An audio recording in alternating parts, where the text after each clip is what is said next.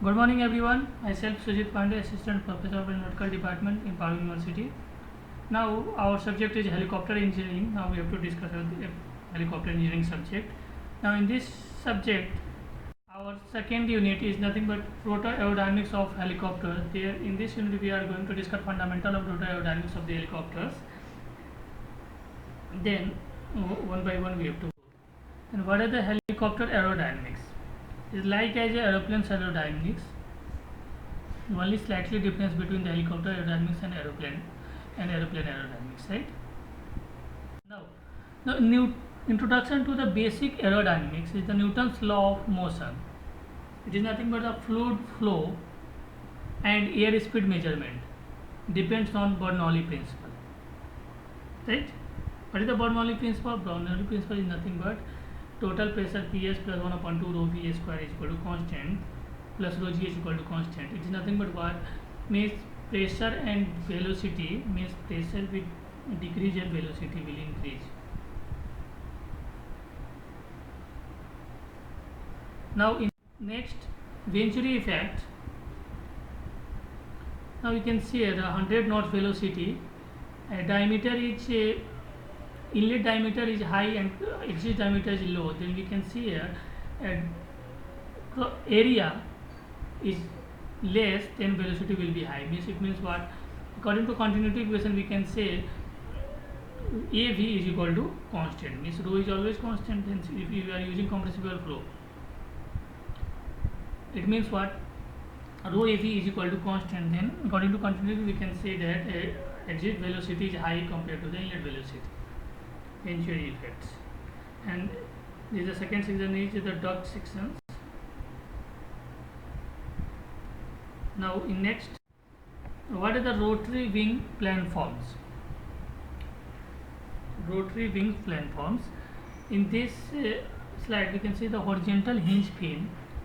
Upper figure is the fully articulated rotor system, and downward is the semi-rigid rotor system. In upper one, rotormost, horizontal hinge pin, then vertical hinge pin, then blade grip retainer bearing, then a span, then cord, right? And in the semi-rigid rotor system, turning bearing, turning, yoke, mast, blade grip, retainer bearing, a span, cord. Okay, this is the feature about the rotary fully articulated system and a semi-rigid rotor system.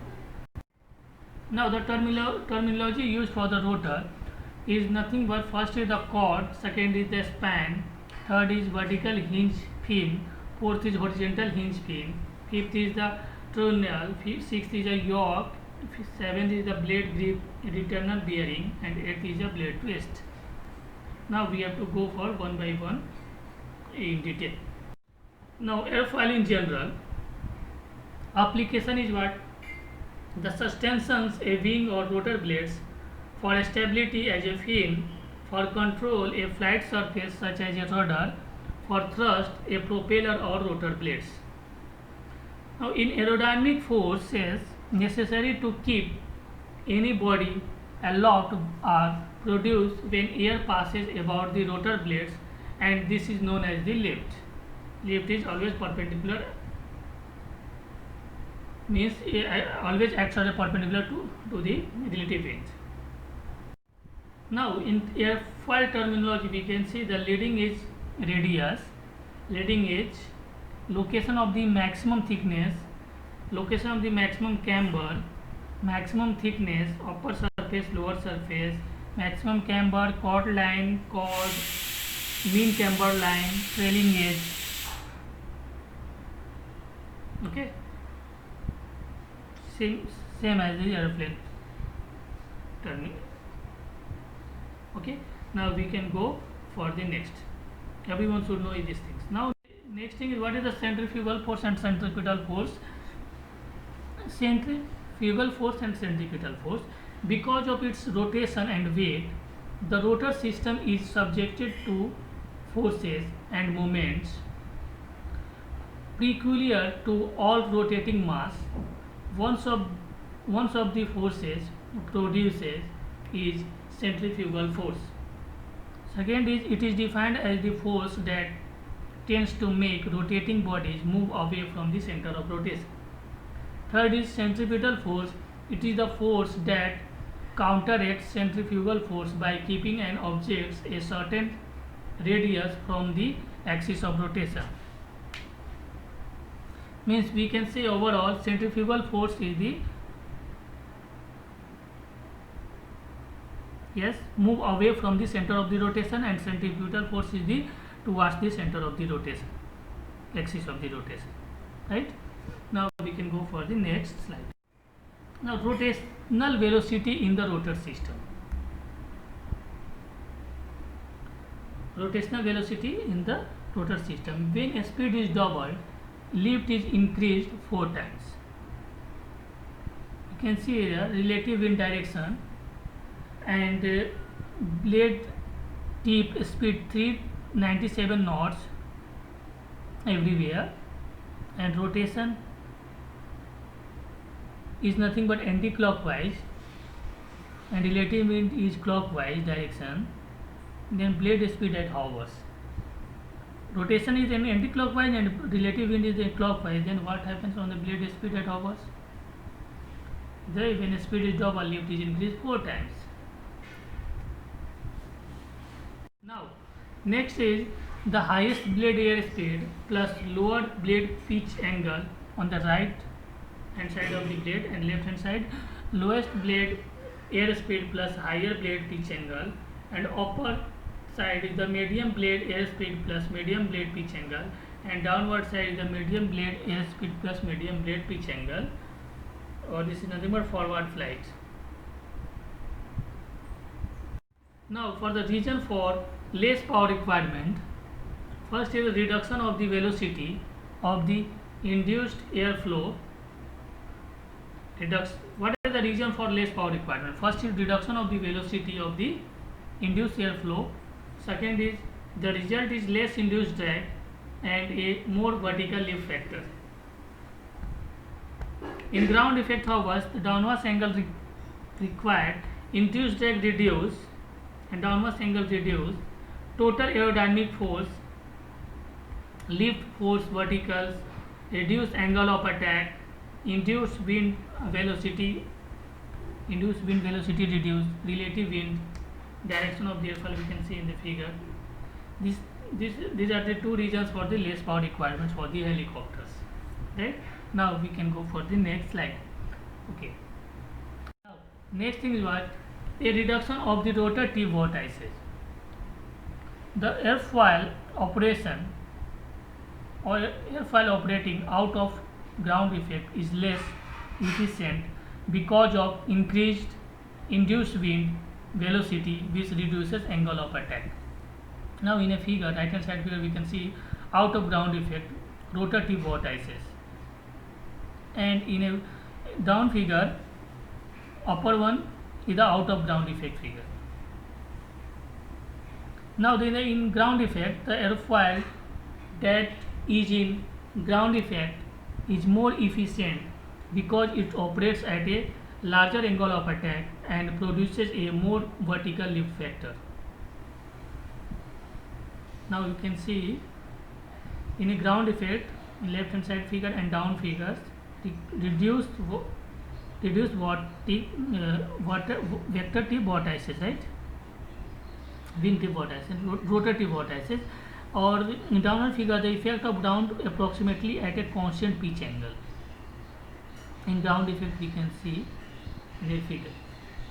Just told the reduction of rotor tip vortex in the ground effect.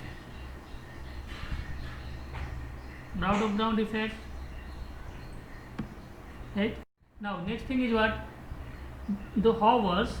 The hovering is the term applied when a helicopter maintains a constant position at a selected point, usually a few feet above the ground, but not always. Helicopters can hover high in the air given sufficient power. Now downwards patterns, equidistant 360 degree rotor tip vortex at a hovers.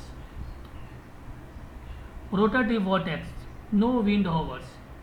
Now the rotor blades move large volume of air in a downward direction.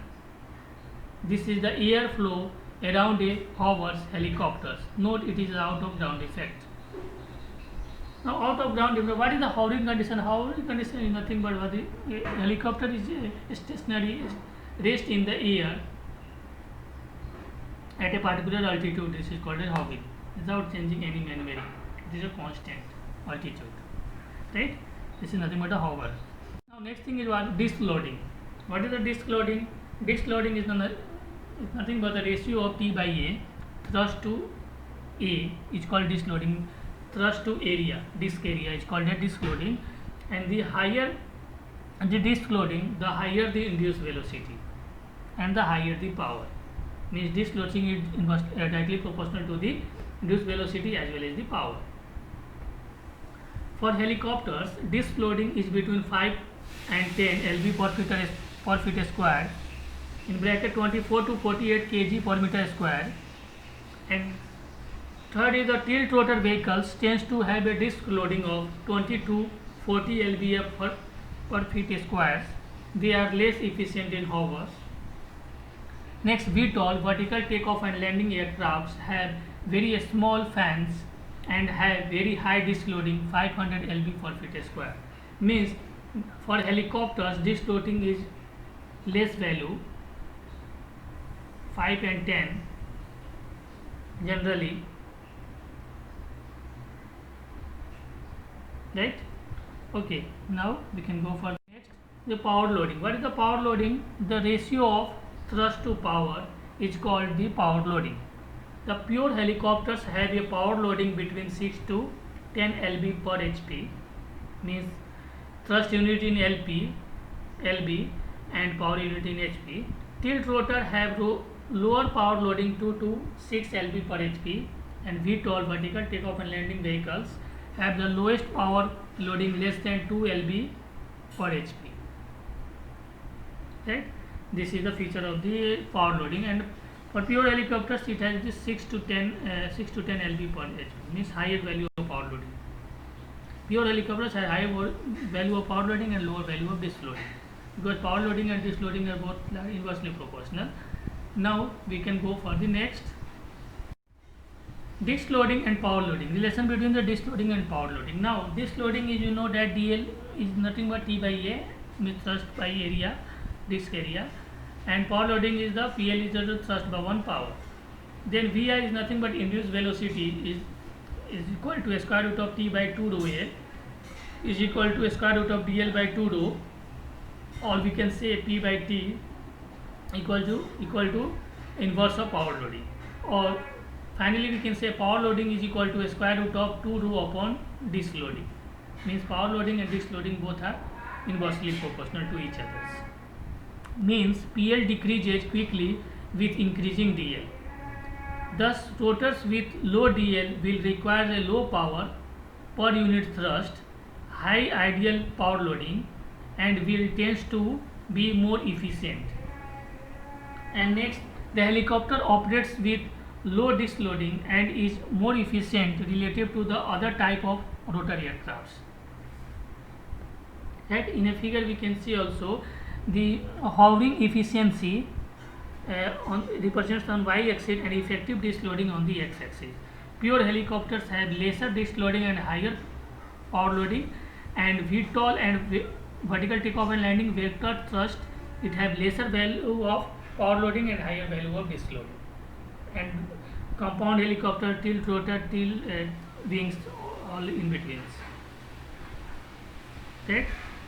Then for helicopters we need lesser value of disk loading, higher value of power loading.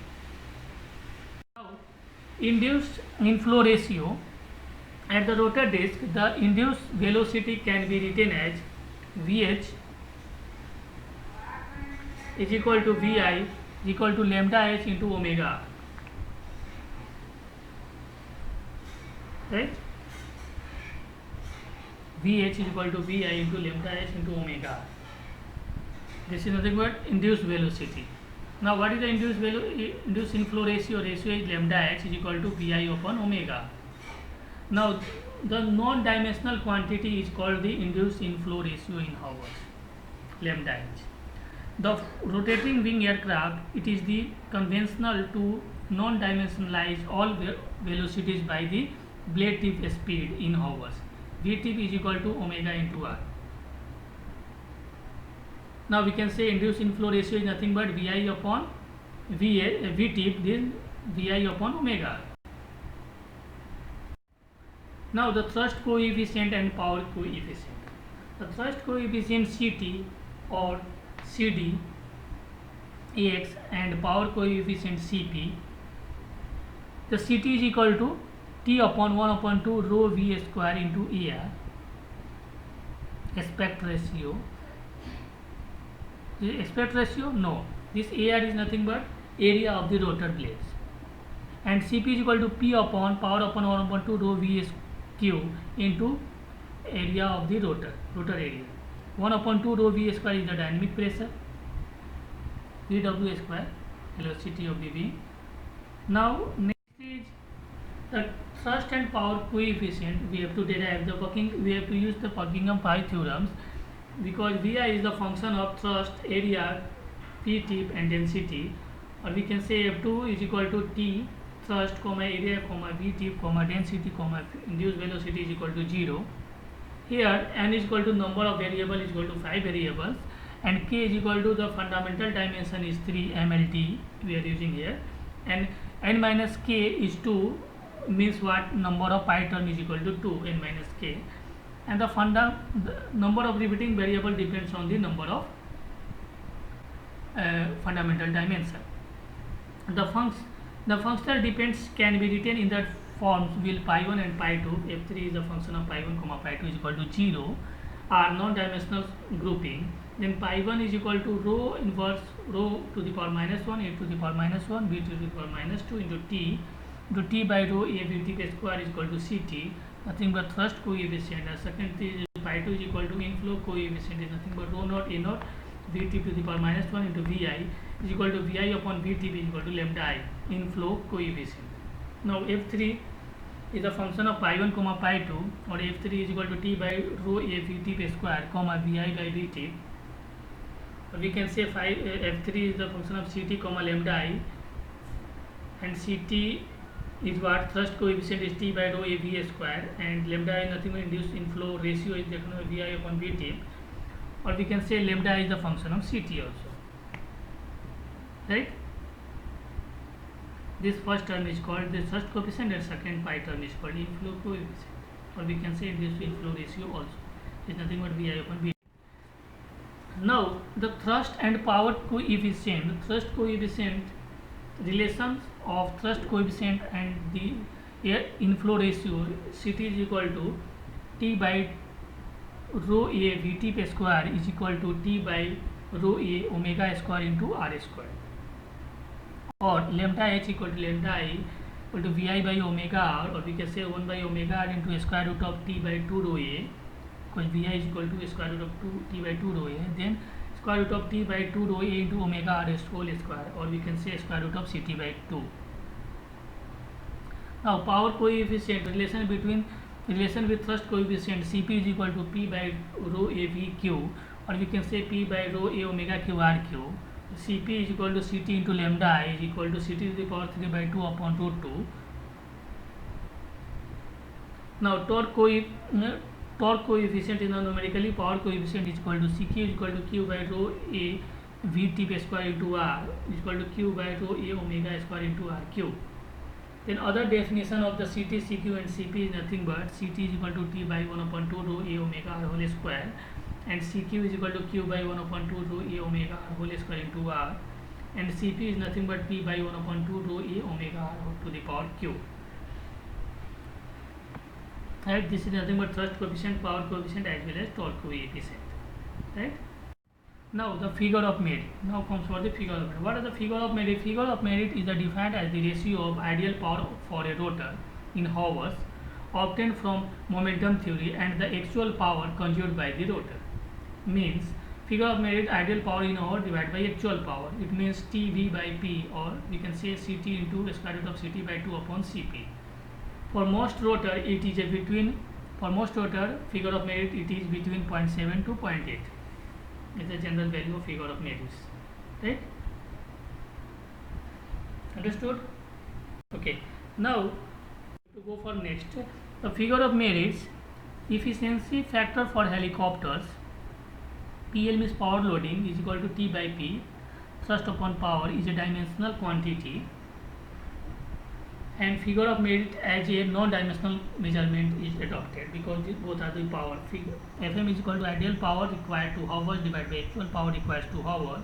It can be also written as Fm is equal to P ideal upon P means is equal to Ct to the power 3 by 2 upon root 2 upon Cp measures is equal to Ct to the power 3 by 2 upon root 2 into Cp measures.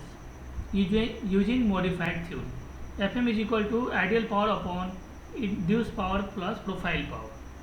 What is ideal power? Ideal power is Ct to the power 3 by 2 upon root 2. What is induced power? Induced power is nothing but k times of ideal power, k times of Ct to the power 3 by 2 upon root 2 plus profile power is nothing but sigma Ct naught by 8. It should only be used as a comparative measures between two rotors when the rotors are also compared at the same DL, that is T by A, since increase of DL will increase with induced case Fm increases. Means fixed loading will increase, figure of merit will increase. Figure of merit is equal to P ideal upon K times of P ideal plus P naught equal to 1 upon K plus P naught by P ideal, and 1 divided by K plus square root of 2 by square root of 2 rho upon T into P naught by square root of dl. This is the figure of merit in terms of dl. This load in a figure also we can see figure of merit graph versus thrust coefficient Ct. So you can see modified theory and modified theory at k equal to 1, Ct equal to 0.01 and k equal to 1.15 and C d naught equal to 0.01. At different values of CD naught and k we can see the graph thrust figure of merit versus Ct thrust coefficient. This is the graph figure of merit prediction made with modified momentum theory compared to a measures result for a hovering rotor. Now the some observation of the figure of merit is because a helicopter spent considerable portion of time in a hovers, designers attempt to optimize the rotor for hovers. Figure of merit is 0.8. We will discuss how to do this later. A rotor with a lower figure of merit 0.6 is not necessarily a bad rotor. It has simply been optimized for other conditions, example high speed forward flight. These are some points of the some observation on the figure of merits. Right? Now we can go for the next. What is solidity? Then defined as the percentage of the circumference of the rotor that contains material rather than air. High solidity depends on carrying a lot of material. Second is coarse blade angles generate high torque, lower efficiency. Next, for lower solidity depends on lesser material, lower cost, generate lower torque, high efficiency. Then sigma is what? NC divided by 2 pi r, number of blades into C chord divided by 2 pi r. R is the radius of the blade. This is nothing but rotor solidity. Now what is the rotor solidity? Solidity is the ratio of total rotor planform area to the total swept area. Lower solidity if 0.1 then is equal to high speed and low torque, and higher solidity is greater than 0.8, it will be no, it means low speed and high torque. We can see error solidity 3a by a means rotor diameter, rotor radius is r, and swept area of the blade means blade area between the two blades is small a, and capital A is the total disc area. Then number of blade is 3, then 3a by a is the solidity. This is nothing but rotor solidity, right? Yes. Now we can go for the next. Now in this slide we can see the rotor solidity and blade loading coefficient. Rotor solidity and blade loading coefficient. In this figure of merits, you are ideal power of divided by induced power plus profile power. Actual power is induced power plus profile power. Then ideal upon actual. Then ideal is Ct to the power 3 by 2 upon root 2, and induced is k times of ideal power. K times Ct to the power 3 by 2 upon root 2. And summation of the induced power plus profile power is nothing but actual power plus sigma. Profile power is sigma 6d0 by 8. The higher values of Fm are obtained with the lowest possible solidity at the same design Ct. And Ct by sigma is nothing but blade loading coefficient. It is the ratio of blade loading coefficient is the ratio of thrust coefficient divided by rotor solidity. Is nothing but T by rho A omega r square into A by AB, means total area of the disc, and AB means blade area, and the finally T by rho AB into omega r whole square. Now in the figure we can see the figure of merit versus thrust coefficient, and second is the figure of merit versus blade loading coefficient. It is nothing but Ct by sigma. Now we can see the different values of sigma, we get different curve lines in both figure. First is Fm, figure of merit versus thrust coefficient Ct, and second is the figure of merit Fm versus blade loading coefficient Ct by sigma. Right? The first is measured and predicted figure of merit versus the thrust coefficient for a hovering rotor with different values of solidity, and second is the measures and predicted figure of merits versus blade loading coefficients for a hovering rotor with different solidity, rotor solidity. Right? Now we can go for the next. Lock number. What is lock number? We can say also blade lock number, or rotor blade lock number. It is nothing but it will be denoted by gamma. The quantity gamma is equal to aerodynamic force divided by inertia force. Aerodynamic force is rho AC r to the power 4 by I, is called the lock number. I is the moment of inertia, rho is the density, A is the lift curve slope, C is the chord, R is the radius of the blade. Then aerodynamic force divided by moment of inertia is the ratio of these two forces, called the blade lock number, rotor blade lock numbers. It is a measure of the blade. It is the measure of the balance between the aerodynamic force and the initial force on the rotor. In general, gamma has values between 8 and 10 for articulated rotors, that is rotor with flapping and lead lag hinge. It has a value between 5 and 7 for hingeless rotors. It will be later discuss optimum values of lock numbers. Right? This is nothing but rotor blade lock number. It is the ratio of the aerodynamic force to the inertia force. Right? Now we can go for next. Okay, this is the last slide of this unit, is fundamental of rotor aerodynamics of helicopters. I hope everyone is enjoying these lectures. Now we can meet you in your next lecture, third chapter of helicopter engineering. Okay, thank you, bye, see you.